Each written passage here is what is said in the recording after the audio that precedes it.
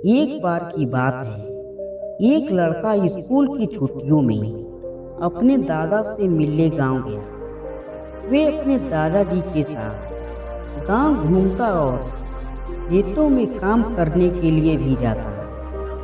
एक दिन वे लड़का अपने दादा के साथ खेत में काम करने के लिए गया हुआ था, तो दादा ने उससे शर्त लगाई कि चलो देखते हैं कि खेत की जमीन को फसल की बुआई के लिए कौन पहले तैयार करता है। उन दोनों ने खेत की आधी आधी जमीन बांट ली और जमीन को नई फसलों की बुआई के लिए तैयार करने लगे। वे दोनों मिट्टी खोदकर उसे पलट उसकी गांठों को तोड़ रहे थे ताकि वे फसल की बुआई के लिए तैयार हो जाए।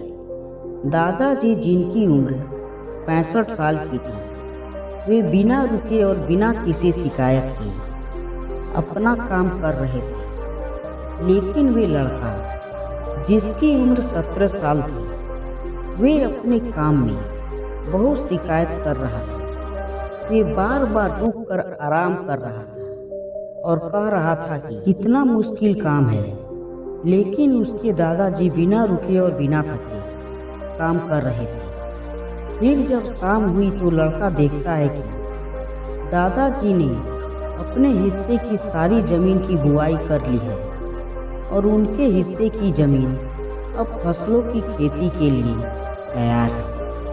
लेकिन उसके हिस्से की जमीन में अभी आधी जमीन का भी काम पूरा नहीं हुआ था। वे लड़का बहुत हैरान होता है कि दादाजी ने इस उम्र में भी सबसे ज्यादा काम कैसे कर लिया। वे दादाजी के पास जाता है और उनसे पूछता है कि आपने इतनी उम्र में इतना काम कैसे किया। तो दादाजी ने जवाब दिया कि जब भी हम सोचते हैं कि काम कितना मुश्किल है या फिर अभी कितना काम पड़ा है, तो हमारा मन बहाने बनाने लगता है। इन सभी बातों के बारे में सोचना ही हमारे काम को और ज़्यादा मुश्किल बना देता है। इसलिए समझदारी इसमें है कि हमें अपने तय की हुई काम के बारे में ज़्यादा सोचना नहीं चाहिए और उस काम को करते रहना चाहिए।